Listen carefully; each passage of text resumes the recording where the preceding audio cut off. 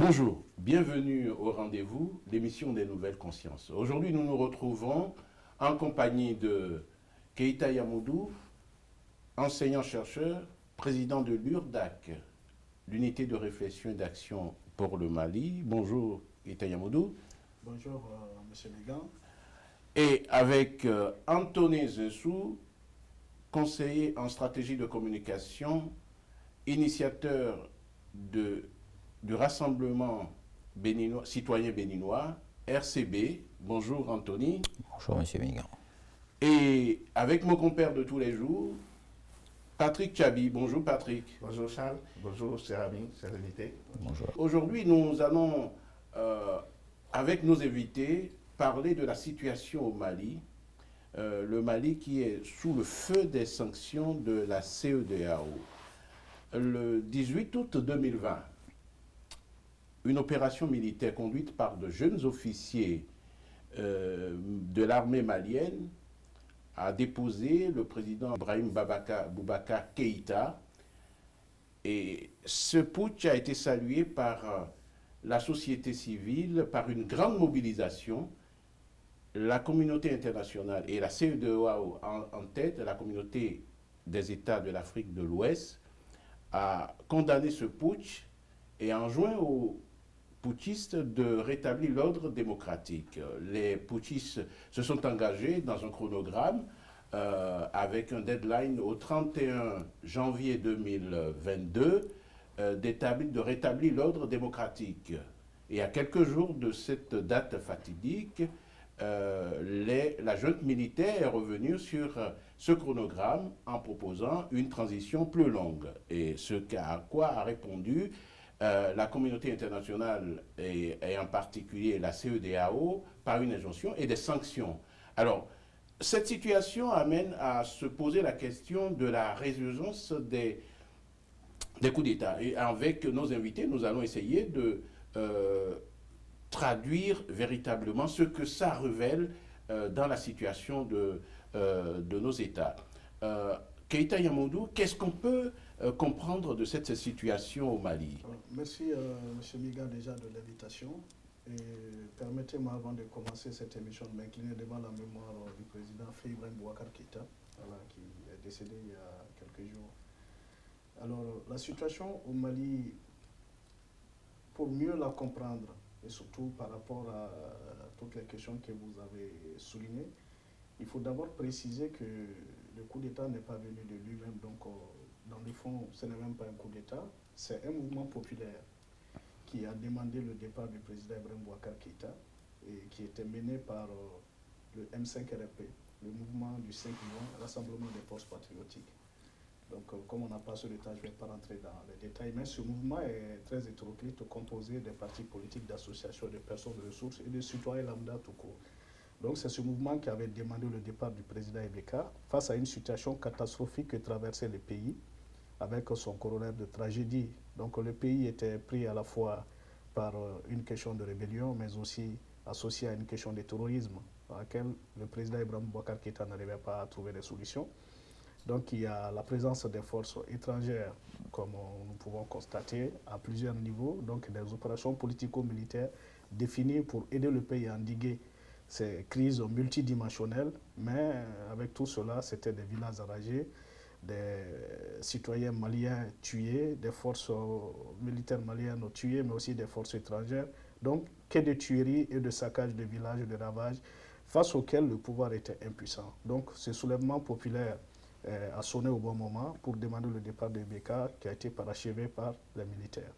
Donc un chronogramme a été défini, mais il faut surtout comprendre que tous ces problèmes ne sont pas venus comme ça. Donc dans le fond, il y a une question qui est posée par rapport à la fois à la définition du chronogramme, la durée de la transition, parce que le Mali était tenu par des accords qui ont conduit à le mettre sous tutelle. Mais on reviendra sur le chronogramme, mais très rapidement, je vais demander par exemple à Anthony Zensou, qui est conseiller en stratégie de communication et acteur de la société civile et acteur politique également, donc initiateur d'un parti en devenir, le RCB, qui est le Rassemblement citoyen béninois.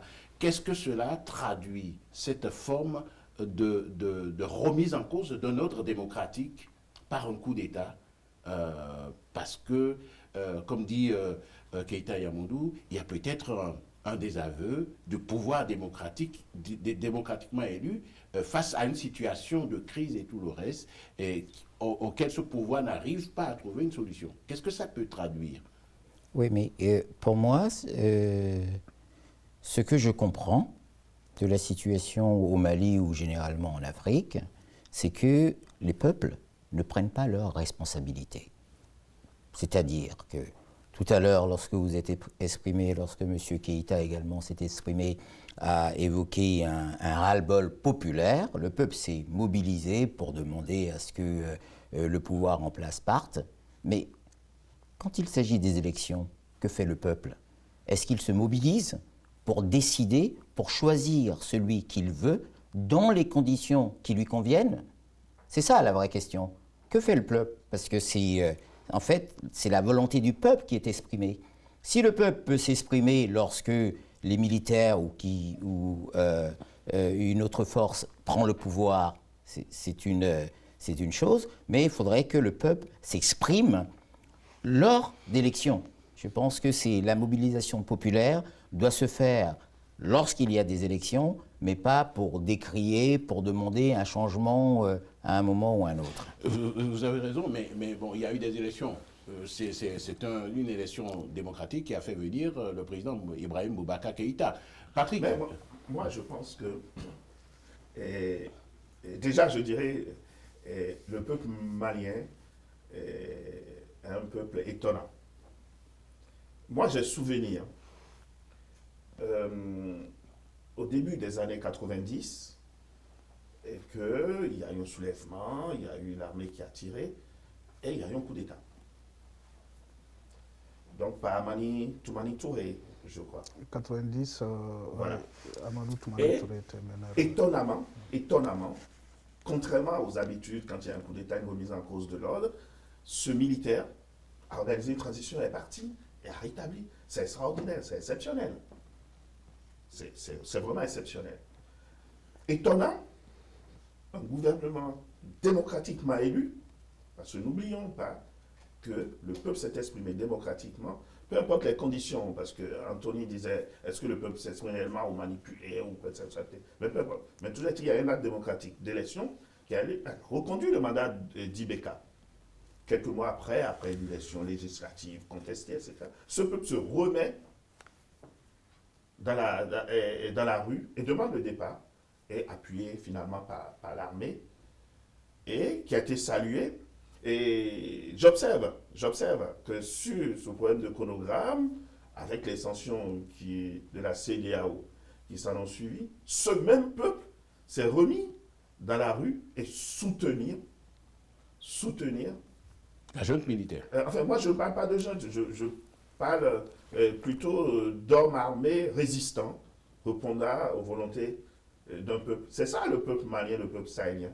Et moi, je trouve que c'est un peuple étonnant.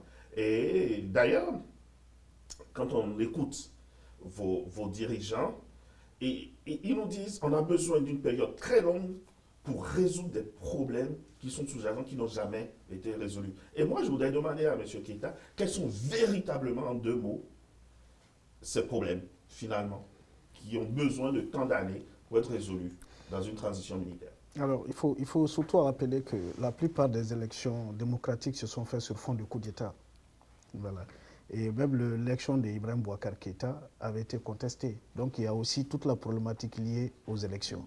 Donc, il y avait le contentieux post-électoral qui a été mal géré. Alors, les problèmes qui doivent être réglés, il faut pointer du doigt d'abord l'échec de gouvernance qui ne date pas d'aujourd'hui. Ça, c'est un premier point. Le deuxième point, ce gouvernement s'est fixé comme objectif de refonder l'État. Donc, vous avez une charte de la transition qui a été élaborée, dans laquelle on a énuméré les missions de cette transition. Et cette charte doit compléter la Constitution. Maintenant, il est écrit qu'au cas où les deux textes chevauchent, c'est la charte qui prend le dessus.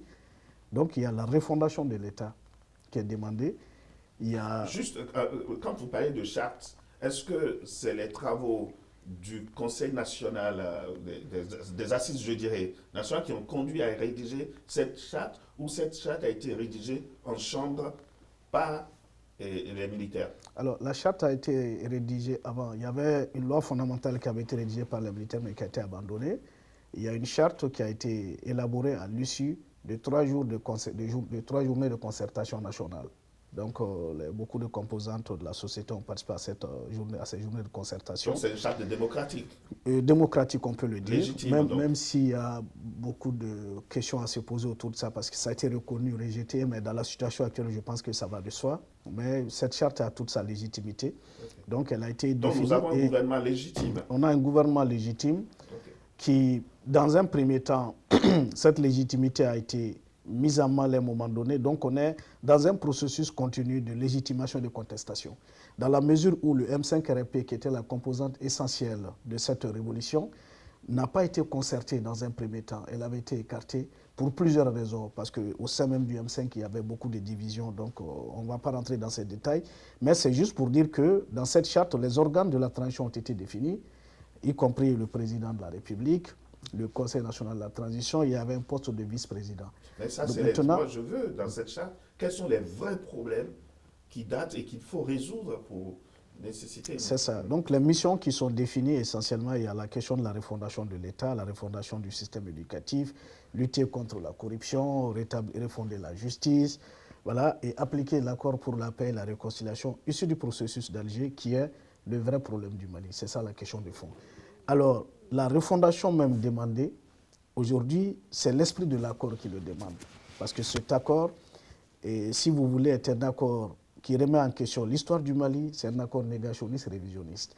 Pour la création d'un État qui s'appelle Azawad, qui est une revendication des groupes Touareg, voilà, qui sont aujourd'hui multiformes au sein de la plateforme, mais aussi au sein de la CIMA, la coordination des mouvements de l'Azawad. Et il y a une autre structure qui vient d'être créée, le cadre stratégique permanent, qui régente le Mali militairement, mais qui demande la refondation même de l'État, qui demande la refondation du Mali, la révision de l'histoire du Mali pour créer l'État de l'Azawad. Alors, les autorités aujourd'hui veulent donner une réponse à cela, mais sans le dire clairement au peuple. Maintenant, les questions soulevées ça et là, qui ont toujours existé de par la gouvernance, la question des injustices, de la corruption, et comme on appelle la crise de l'école, la crise de la santé, toutes ces questions existaient bien avant. Mais l'accord, si vous voulez, c'est le document qui a été élaboré sous l'égide de la communauté internationale, notamment la France, par rapport auquel les Nations Unies ont voté une résolution mise en œuvre par la MINUSMA pour appliquer le contenu de cet accord. Pour qu'on se comprenne bien, ces accords, donc c'est un support technique, mais dans le fond, est-ce que vous pensez que ça remet en cause l'intégrité du Mali dans son ensemble, du fait de la reconnaissance d'un groupe ethnique qui souhaite avoir un territoire pour exister, qu'est l'Azawad? Est-ce que c'est bien ça? Oui, carrément c'est cela. C'est une remise en question, pas seulement l'intégrité, même l'indépendance du Mali. Parce que cet accord nous renvoie à une sorte de fédéralisme qui ne dit pas son nom. Et vous avez des partis qui disent que comment on appelle... Le fédéralisme c'est une mauvaise chose. Pas forcément, mais je pense que ça dépend de comment ça vient. Vous savez, les exemples que nous avons ne sont pas venus par les armes forcément. Donc, en même temps, sur ce territoire, vous avez certains de ces groupes, dont le HCEA, qui revendiquent 800 000 km² du territoire malien. Et aujourd'hui, vous avez de fait l'empêchement à la fois du pouvoir politique, mais aussi des forces armées de sécurité, d'accéder à une partie du territoire malien que je peux qualifier de 80% ou de 70%. Donc, c'est pour vous dire que cela est soutenu par la communauté internationale, à travers la MINUSMA, qui est aujourd'hui, si vous voulez, l'armée pour sanctuariser Kidal, mais aussi d'autres forces étrangères qui sont là pour lutter à la fois contre le terrorisme, mais dans le fond, cette question de la rébellion doit être gérée par cet accord qui est une atteinte à l'intégrité territoriale, mais aussi à la souveraineté. Oui, mais ça, c'est votre avis, parce que quand on voit le peuple qui s'est mis en route pour soutenir cette jeune, ça veut dire qu'ils sont d'accord. Et une question à Anthony qui parlait de la responsabilité du peuple. Quand on lui donne, et je dirais, l'occasion de s'exprimer, vous pensez que dans une élection, dans une consultation politique, le peuple ne s'exprime pas. Et aujourd'hui, on voit bien que le peuple soutient un mouvement issu des armes. Qu'est-ce que vous en pensez? Oui, mais moi je trouve que, pour parler pas que du Mali, de l'Afrique en général, surtout de l'Afrique subsaharienne, parce qu'on ne peut pas, d'après ma lecture et de la situation en Afrique, on ne peut pas couper les pays comme ça a été coupé en disant le Mali c'est un autre pays, le Nigeria, parce qu'on sait qu'il y a moins de 150 ans il n'y avait pas de frontières, les frontières ont été décidées, on retrouve les mêmes peuples de part et d'autre. C'est bien Mali, Sénégal. Je trouve que en Afrique, les peuples en général se réunissent derrière le plus fort, le pouvoir. Et lorsqu'ils ont le pouvoir d'exprimer leur volonté, ils le monnaient. Et je pense que c'est le premier problème que nous avons en Afrique, que ce soit au Mali ou ailleurs. Il est vrai que lorsque le président a été élu, une fois que le président est élu, tout le monde est derrière. Il y a un coup d'État, entre guillemets, un coup de force, tout le monde est derrière. Mais au moment d'exprimer son vote, est-ce que le peuple se mobilise de la même manière? Et lorsqu'il se mobilise, il le monnaie. Mais vous voulez dire que ce n'est pas véritablement une mobilisation éclairée. Bon, mais il y a quand même quelque chose qu'a souligné Keita Yamoundou tout à l'heure par rapport au fait qu'aujourd'hui, le mouvement, la junte militaire, moi je dis c'est la junte militaire parce que c'est des militaires qui sont au pouvoir, ils n'ont plus l'approbation, l'assentiment des forces qui composaient au départ ce mouvement. Vous avez parlé de MRC. Donc, quelque part, il y a quand même une situation où on a une junte militaire au pouvoir à qui la communauté internationale conteste la légitimité et il y a la population qui accorde son soutien à cette junte militaire. On est dans une situation un peu ambiguë. Quelle est l'issue, par exemple, de cela? Et avant d'aller là, je demandais à Anthony, est-ce que c'est une stratégie, une mauvaise stratégie de communication qu'a adoptée, par exemple, les militaires en annonçant le report ou le rallongement du chronogramme qui a finalement entraîné cette sanction de la CEDEAO? Est-ce que c'est une mauvaise stratégie de communication sur leur chronogramme? Rien n'est une mauvaise stratégie de communication lorsqu'on l'assoit sur de la diplomatie. Tout dépend de la manière dont on l'exprime et qu'on la fait accepter aux autres parties. Tout doit se faire dans le dialogue et dans la diplomatie. La diplomatie, c'est un peu comme une guerre. La diplomatie, c'est aussi une guerre dans laquelle on peut perdre des biens. Mais tandis que la guerre, non seulement que vous perdez tous vos biens, vous perdez également la vie. Donc, ils l'ont fait peut-être d'une manière trop directe, en étant moins diplomate, parce que, bon, le pouvoir est en place au Mali, c'est à lui de savoir combien de temps il lui faut pour pouvoir remettre les choses en place. C'est son droit, c'est un État, c'est légitime, mais il ne l'a pas exprimé de manière diplomatique pour que ce puisse être compris. Je ne suis pas en train de dire qu'il faille qu'il ait plus de temps pour... non, je dis peut-être que la manière dont il a exprimé a brusqué un tout petit peu la CEDEAO. Sur la légitimité de la junte militaire face à la décision de la communauté internationale et la CEDEAO en particulier, qu'est-ce que vous en dites? Oui, moi je pense que la légitimité de la junte n'est pas à remettre en question aujourd'hui, parce que même cette brouille avec le M5 a été corrigée. Et il y a eu un processus de rectification qui a été engagé, qui a même amené la junte à prendre Choguel Kokala Maïga, qui était le président du comité stratégique du M5-RFP. Donc, l'inclusivité qui manquait au départ a été corrigée. Donc, le M5 fait partie aujourd'hui, comme on appelle ça, de la gouvernance, et c'est le M5 qui tient la primature. Maintenant, la question de la légitimité, elle s'exprime à plusieurs niveaux, mais c'est le propre aussi d'un État, tout comme la diplomatie. Mais quand vous avez un pays sous tutelle, que vaut sa diplomatie? C'est ça la question, parce que le Mali est sous tutelle. Le Mali est sous la tutelle des Nations Unies, mais aussi de la CEDEAO. La résolution 2005 a été votée pour créer la MINUSMA. Aujourd'hui, nous en sommes à la résolution 2584 pour prolonger le mandat de la MINUSMA. Et les Nations Unies ont mandaté la CEDEAO pour suivre les tâches au Mali, donc le calendrier de la transition, dont la quintessence se résume à l'application de l'accord d'Alger. La refondation, je vous ai dit, c'est l'État, c'est l'accord qui le demande. Donc, le travail essentiel qui devait être fait à terme échu pour aboutir à une constitution qui allait prendre en compte l'accord d'Alger, c'est cela qui n'a pas été fait. Et c'est ça qui explique aujourd'hui, en gros, cet acharnement de la CEDEAO contre les organes de la transition. Parce que les missions définies ne sont pas tenues. Donc la promesse, au-delà même des 18 mois, par rapport aux tâches demandées, n'est pas tenue. Alors, juste pour finir un point sur la question électorale, l'Afrique a une jeune démocratie. Alors, je pense que tout ce qu'on peut reprocher à nos populations, moi je les comprends aujourd'hui, mais c'est aussi la forme de gouverner qui amène ça. Est-ce qu'on a une population qui a été suffisamment éduquée à la démocratie? Vous avez parlé du premier coup d'État. Et entre ce premier coup d'État et aujourd'hui, il y a une trentaine d'années, est-ce que le peuple malien a été véritablement informé, sensibilisé, éduqué dans le sens de reconnaître ses droits selon les principes sacro-saints de la démocratie? Je pense que c'est une autre question. Ok. Vous dites tout à l'heure que le Mali est, sous tutelle. Les dirigeants actuels du Mali disent « nous luttons pour la souveraineté ».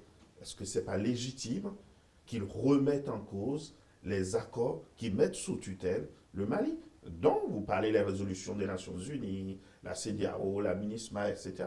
C'est bien légitime, non? Je compléterai la question de Patrick en disant, est-ce que ce n'est pas véritablement une remise en question, une remise en cause de la légitimité de la CEDEAO elle-même? Alors, la légitimité de la CEDEAO, peut-être pas, mais dans sa mission et par rapport à la situation du Mali.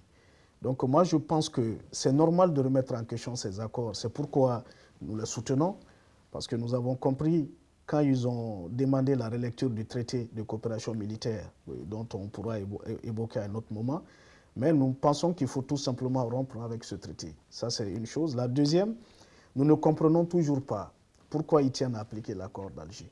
Parce qu'effectivement, quand on remet en cause certains accords qui sont anticonstitutionnels, on ne peut pas laisser l'accord même en soi qui demande la révision constitutionnelle et qui est appliqué de facto. Ça peut être une approche tactique. Avant même, peut-être, nous souhaitons, nous l'espérons, mais dans cette tactique, le temps joue contre le Mali. Je pense que le facteur temps compte beaucoup. Et en même temps, cette tactique aujourd'hui n'apporte pas de véritable réponse à la fois à la question du terrorisme, mais aussi à la question de la rébellion.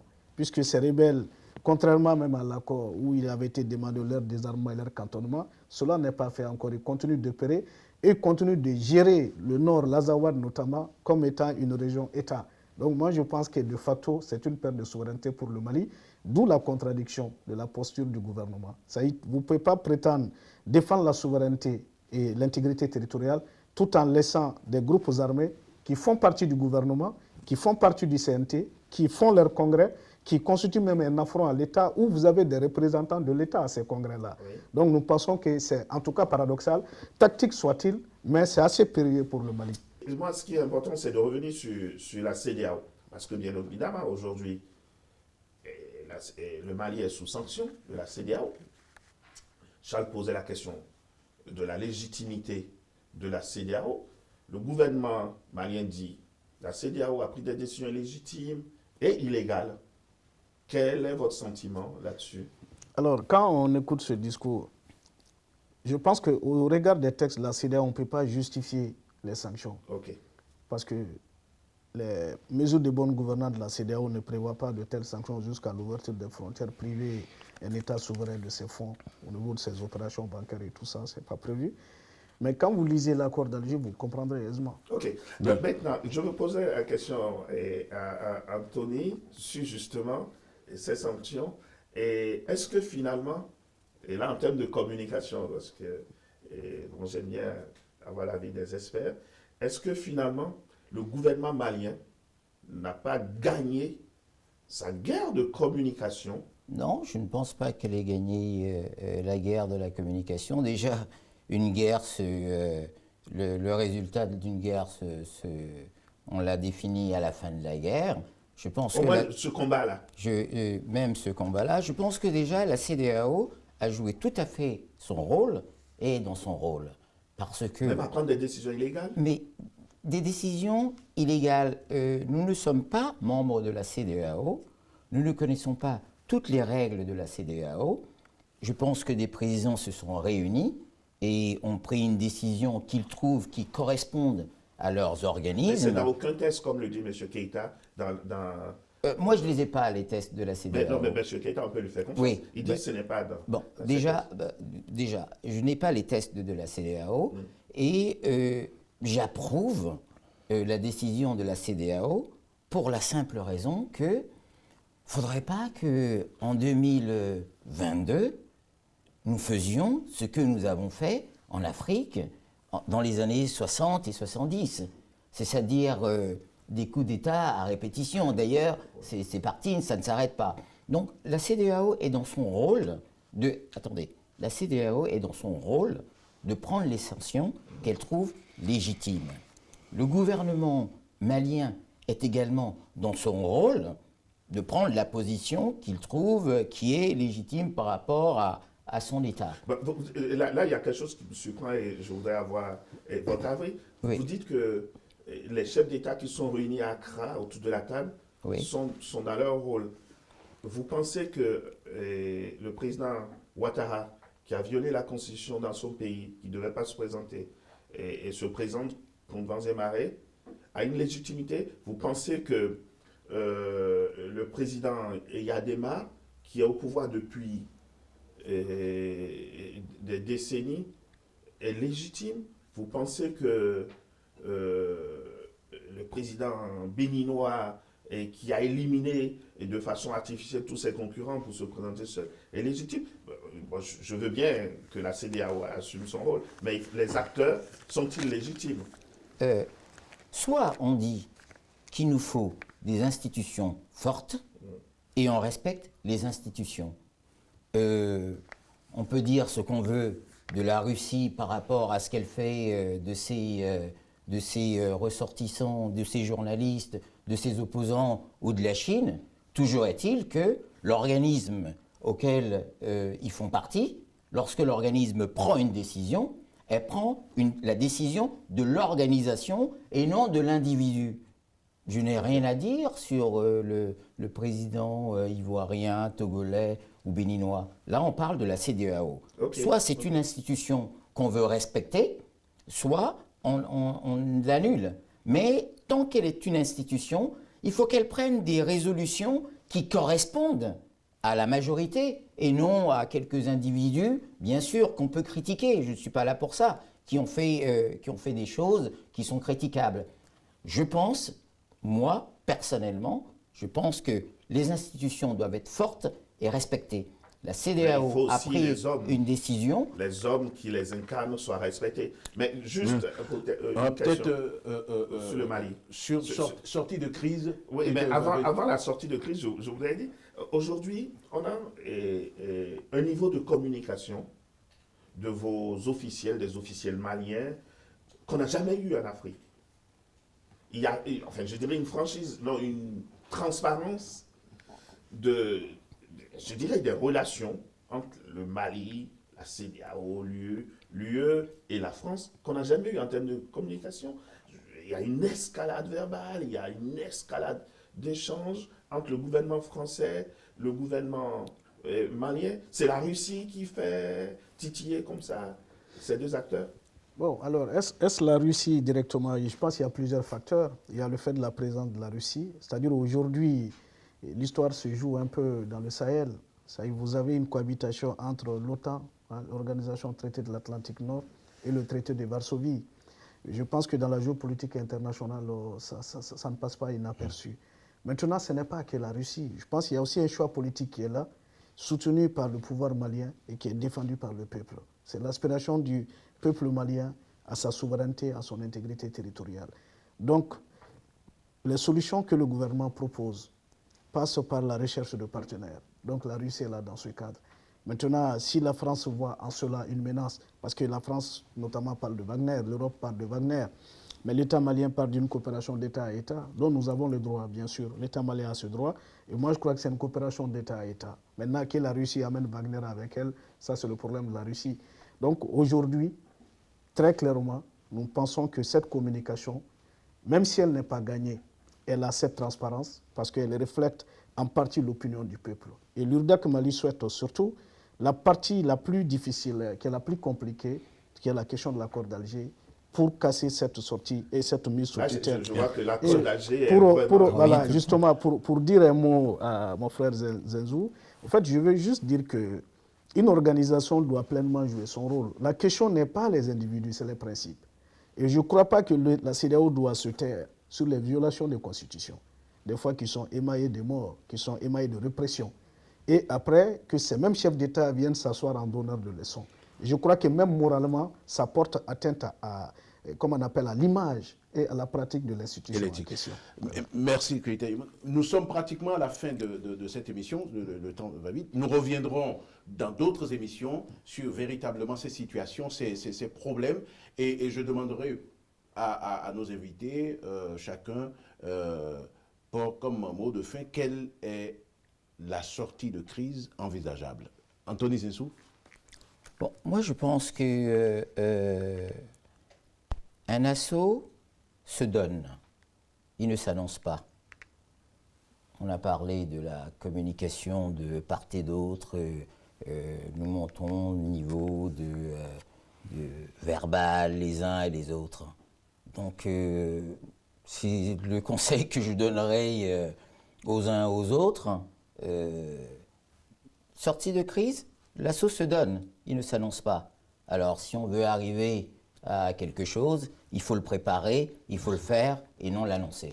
Keita Yamoudou, comme mot de fin en sortie de crise envisageable. Alors, mot de fin, moi je pense que le gouvernement malien n'a jamais fermé la porte aux négociations. Et le médiateur algérien, conformément à l'esprit de l'accord, s'est saisi de la question, a proposé un délai. Parce qu'aujourd'hui, tout le problème, c'est autour d'un chronogramme pour la tenue des élections. Donc nous invitons la CEDEAO déjà à lever les sanctions sur le Mali, car c'est la population qui souffre. Et je ne crois pas qu'aujourd'hui, les pays africains, nous les remercions d'ailleurs parce qu'ils se sont beaucoup mobilisés, doivent assister à cette dictature de nos organisations sous-régionales qui en même temps sont devenues les succursales de la France-Afrique. Donc je pense que cette opinion malienne aujourd'hui qui reflète en partie l'opinion de beaucoup d'États africains doit aller crescendo pour à la fois rectifier les pratiques de la CEDEAO et d'autres organisations comme l'Union africaine, mais aussi affirmer notre souveraineté face à ces États et à quelques groupements que ce soit, notamment les Nations Unies. Donc ça ramène aujourd'hui un peu à remettre en question cette géopolitique internationale par rapport à la distribution des pouvoirs et des droits. Donc je pense que l'Afrique doit jouer sa partition. Et pour moi, le nouvel ordre mondial se bâtira à partir de l'Afrique et le gouvernement malien est en train de donner le ton. Donc ils sont vivement invités à proposer un chronogramme pour qu'on sorte de cette crise et revenir à un ordre constitutionnel et permettre au Mali de continuer sa marche vers la conquête de sa souveraineté en rejetant l'accord d'Alger. Je vous remercie. Merci Keita Yamoudou. Patrick, mot de fin. Moi, je pense qu'aujourd'hui, le Mali est un laboratoire pour l'Afrique. Dans cette refondation de la géopolitique, et je pense, oui, géopolitique au sens mondial, hein, parce que je pense que ce qui se joue aussi en Crimée n'est pas loin de ce qui se joue au Mali. Et donc, moi je pense que je souhaite vivement que le peuple malien, qui est un peuple debout, va avoir ce génie de refonder totalement cette géopolitique que nous appelons vraiment de tout cœur, parce que l'Afrique mérite mieux, je dirais. Merci de nous avoir suivis. Nous nous retrouvons au prochain rendez-vous. À très bientôt.